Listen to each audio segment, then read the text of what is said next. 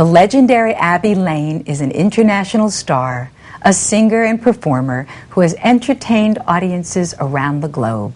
She has appeared on most of America's top TV variety shows and has starred in her own productions in England, Italy, and Spain.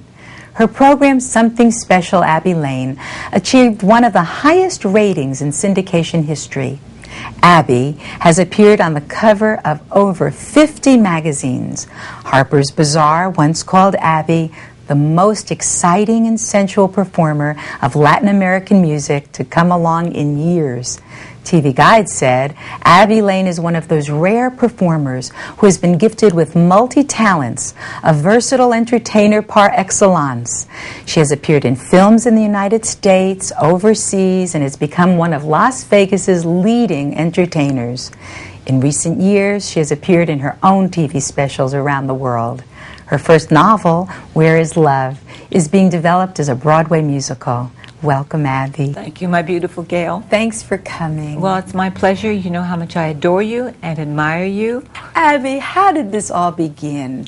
An amazing career. Well, I was born in the trunk. No, I Judy know. Garland's line. But No. you did start very young. Very young. I started at 4 professionally. Imagine.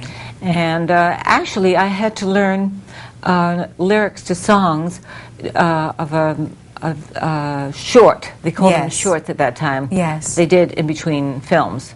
Interesting. She's going to date me back to No, 1900. But it was a way to show young talent. Yes. And then I had to learn the words spoken to me and then memorize the songs that way. Because Wow. at 4 you're not exactly fluent in reading.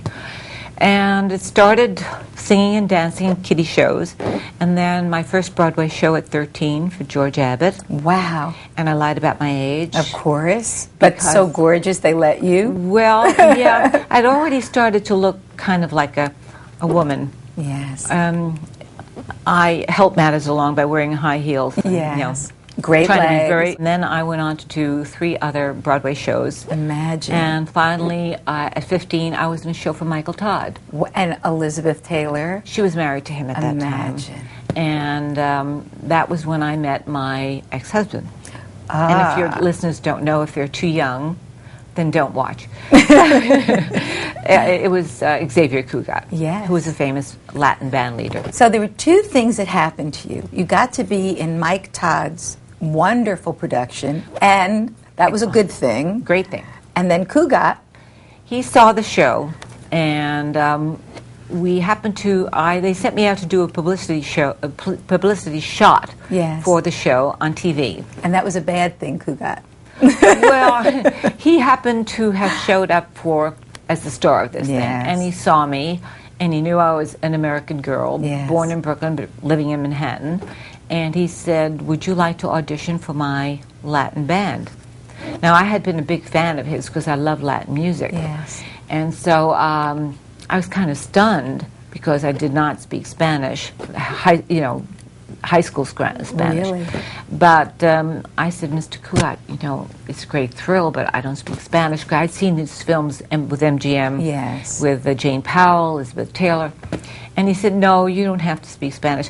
I don't think I had to talk. I was just going to say, he probably said you don't have to speak. No, he liked younger women. Yes. We're talking about really younger. young.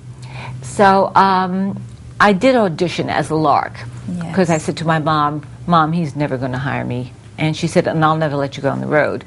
But it was a thrill just to go down there and sing for him. And what happened then? He asked me to join the band, and my mother said, there's only one way you can do that, is I have to travel with you, which I agreed. Yes. And Cugat, of course, did not like that idea. I'm sure. I was going to ask you, how were you protected? My mom. Yes. My mom could have fought, God rest her soul, Attila the Hun. Yes. And I think that's who she fought. But we traveled together for about a year, and she could not travel anymore because it was disturbing her relationship with my dad. Of course. I mean, my dad was alone in New York, and she was not there. And so the only alternative was to quit, and I was already making great strides, or to marry him. He knew that I would not continue in the band alone. Right. So I really didn't understand you as a doctor dealing in this kind of problem all the Yes. time. I didn't understand what marriage was. I only had my mother and father as a gauge, as a role models, and so I figured I'll marry him and travel. I didn't realize that there would be other things involved. Course.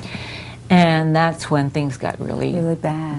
Mm-hmm. Because you were just a kid. Yes, it was not only the age difference, it was his background, his track record. Yes. See, I did not know at that time that he'd been married 4 times at that time. Wow. I thought 4 times. Then later on, when I got divorced, I found 5 times. You're kidding, Abbe. No. And he was older than my dad. Yes. But I looked at him, I was transferring my father Of image, course. who was protective. I mean, you're the doctor, you can tell me. But transferring to someone I thought would be protective. Of course. But he wasn't. He was very exploitative. And in a certain way, he became abusive. Oh, he became Very first, abusive. very emotionally abusive. He tried to destroy my self-confidence. As my career started to Accelerate, right. His started to fade because the era of the movie musicals was gone. I came in, my timing was off.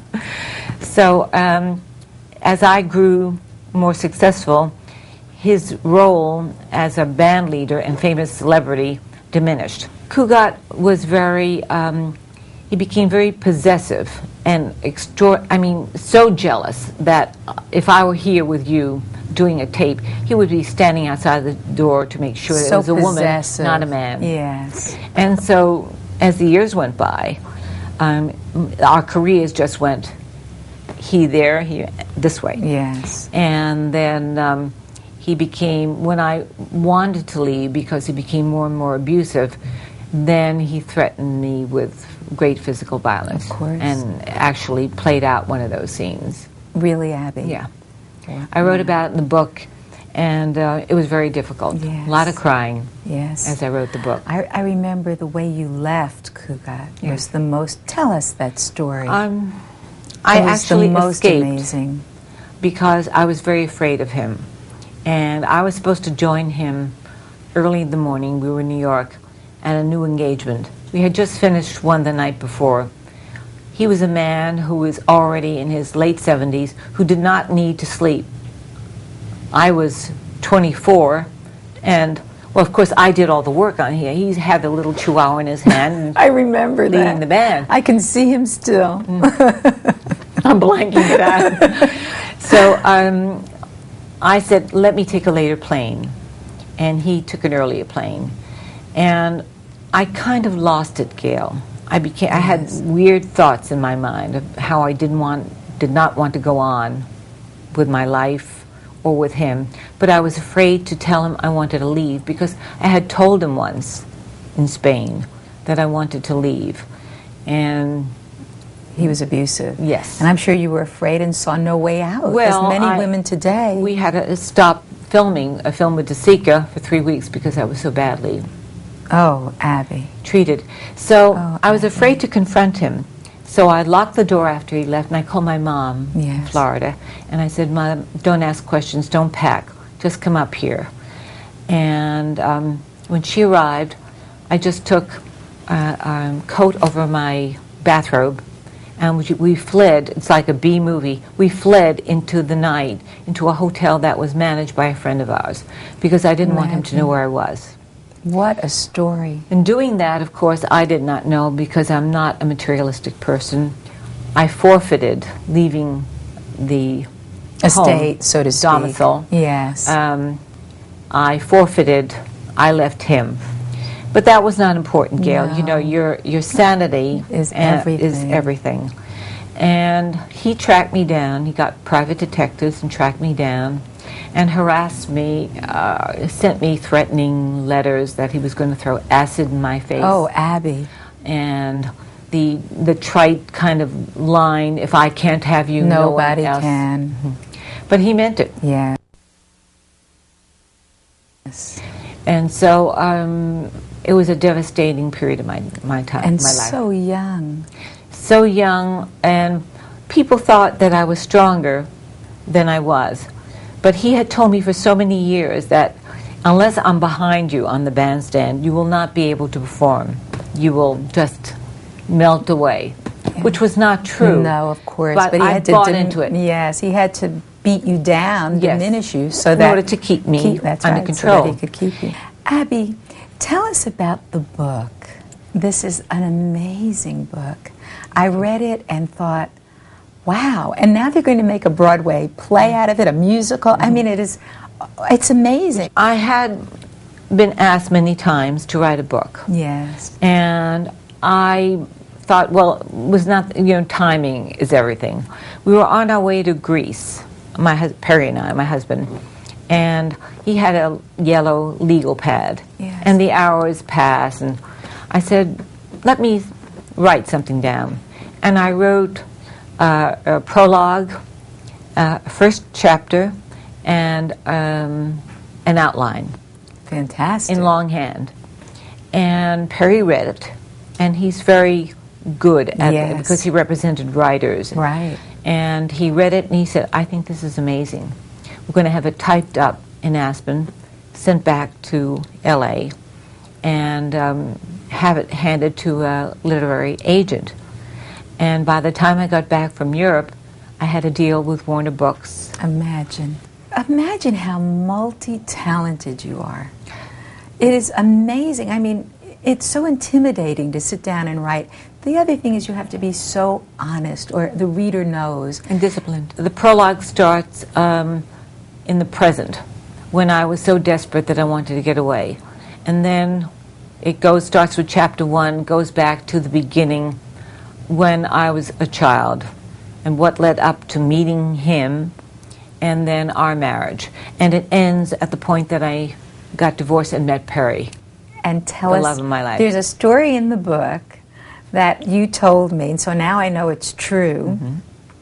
It's amazing, where the two characters, you and Perry really, mm-hmm. before you were married to each other, mm-hmm. at a different time of the year. At different time of the year. Yes, and we were both miserably unhappy walking down the aisle. Well, he got married at the same hotel in New York. Talk about synchronicity. Years later, we were married at the Plaza to wipe away all bad memories. Bad karma gone. Exactly. And it was the most important day of my life outside of the birth of my children. Yes. And I really had a wedding, the gown, the train, the bridesmaids, and everything else. But coincidentally, we were married at the same hotel to different people. I mean, can you imagine? Oh, life is strange. Life is strange. How did you meet Perry? I met Perry when I was barely divorced. I was divorced a week. And at that time, in 1964, the only grounds for divorce in New York, and I was a resident. Adultery. Exactly. And neither side had cause. I found out later that... You had cause. Yes. But he had no cause. And he said, I'm not going to give you a divorce, Cugat. So unless he felt by holding everything that I'd earned, and the house in Spain, and all the... He would intimidate you. He would intimidate me, and and he did. Yes. And he said, if you leave, you're going to have nothing, because we had a joint corporation, and everything was in his name. So I decided, life was more important. I was young. I wanted to have children, and forfeiting the money was unimportant as opposed to having a life. Yes. So I decided to make the move, but it wasn't easy. Now, when I finally consented to give up all that I had worked for all those years, 10 years with Cugat, he then agreed to let me get a divorce in Mexico, in Juarez. And I came from Mexico to Los Angeles to do a TV show with Jack Benny. Oh. And I had a female secretary at that time who I just hired, and a personal manager who represented Barbra Streisand. And Perry represented Barbra Streisand as an agent. Ah.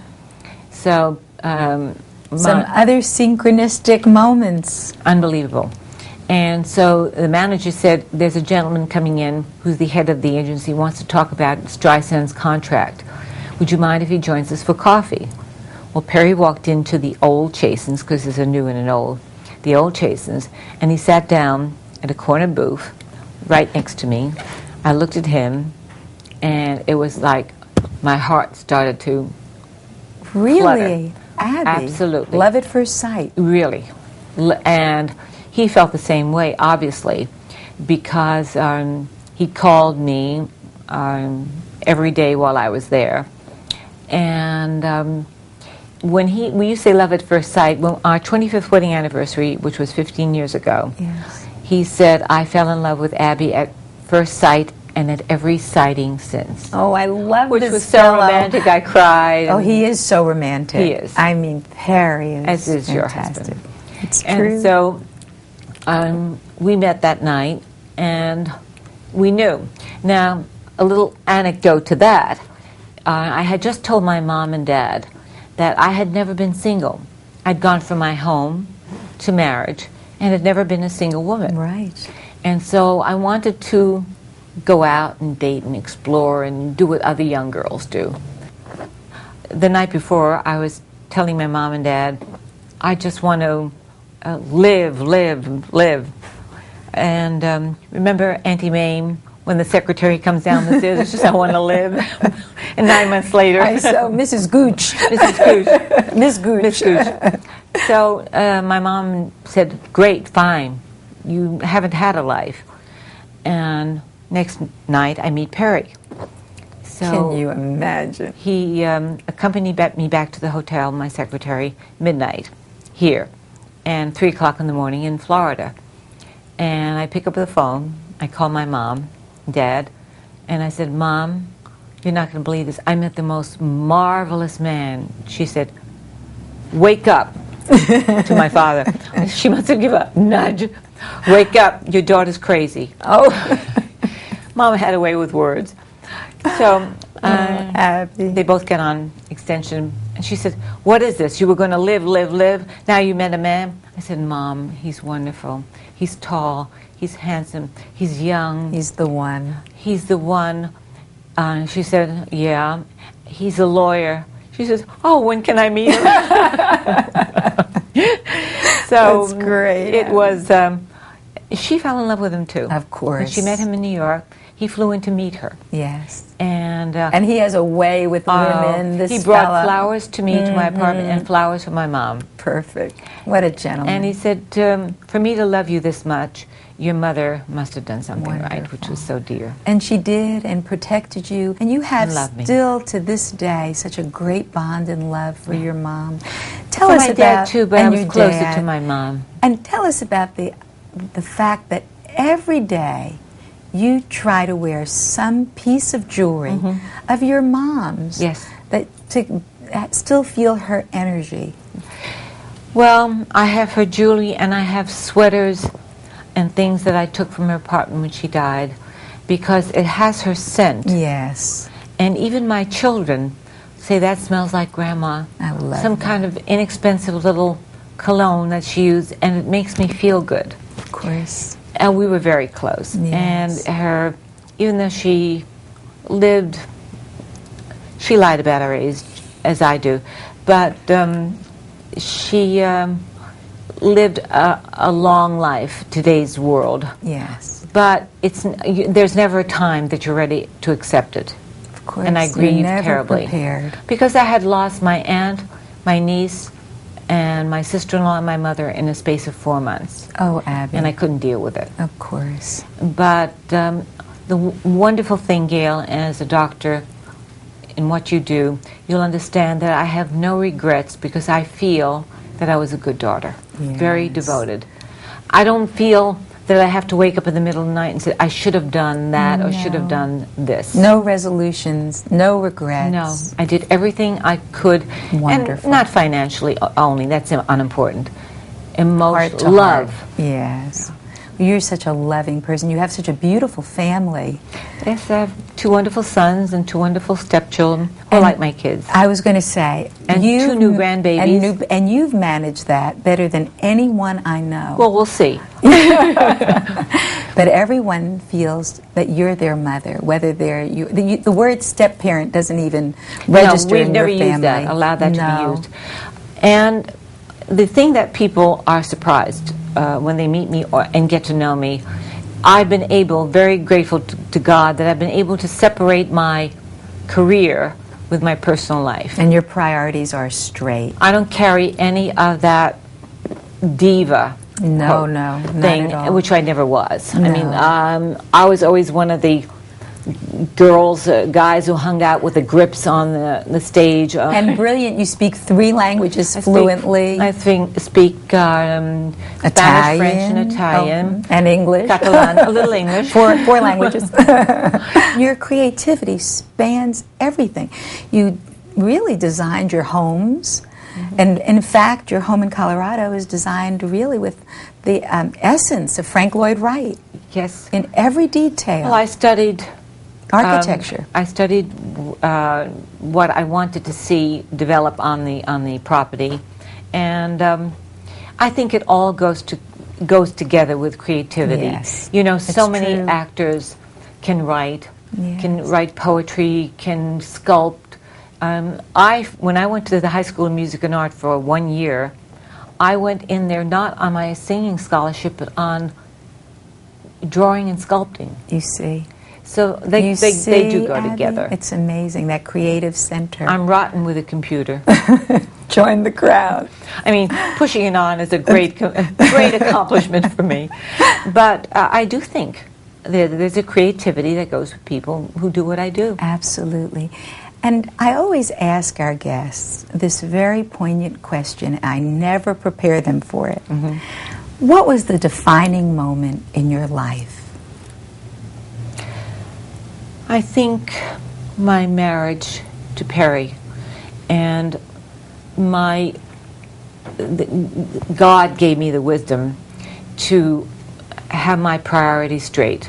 Because if he would have said at that time, which he didn't, I want a wife, I don't want a wife who performs, we want to have a family, give it up, I was prepared to do it.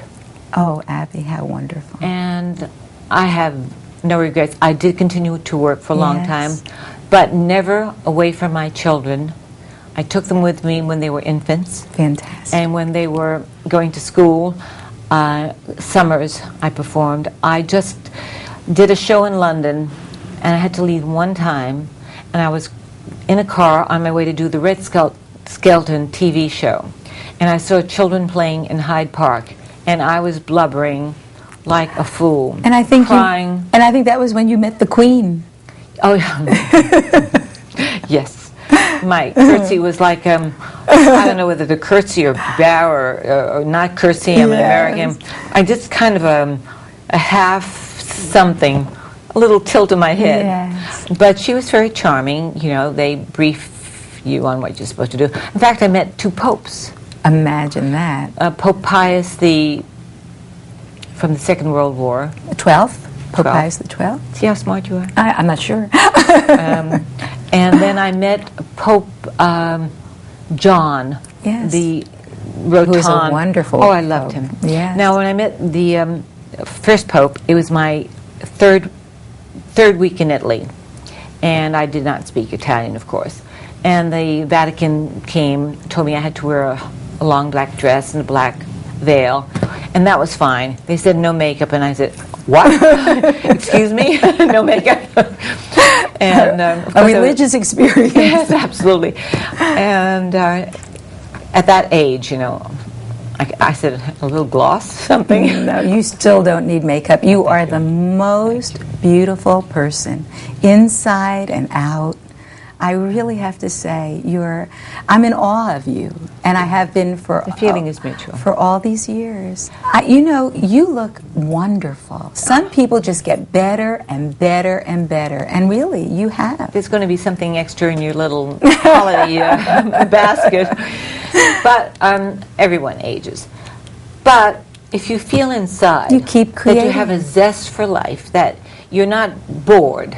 I'm never bored. Yes. You know, we're together in different places. Yes. We meet up, and I get excited about things. Life. I enjoy people, most people, and I don't like to be around people who have a negative outlook on life. I'm very strong in my faith. And your integrity. Well, thank you. Yes. And, not wanting to sound as a zealot, but I believe very strongly. I have my beliefs. Exactly. And I have had discussions with people who do not believe in anything, and they're entitled to that. Right. I'm not here to tell people that they have to believe in One thing or another. another. I just, it makes me feel comfortable course. to believe in something. My older son had a very serious accident when he was 16, and I believe my prayers, and I think because he was really at death's door. Yes. So if it makes me feel comfortable, and I've raised my children to feel in that, I don't really even have to go to a place. The place is in here. Exactly. And thank you for sharing that place I with love you us so today, much. heart to heart. Thank you for having me on, and I appreciate it, and give my love to your handsome husband. I will, and you've been beautiful lady. a privilege and an honor. Thank you. Abbe, thank you. Thank you.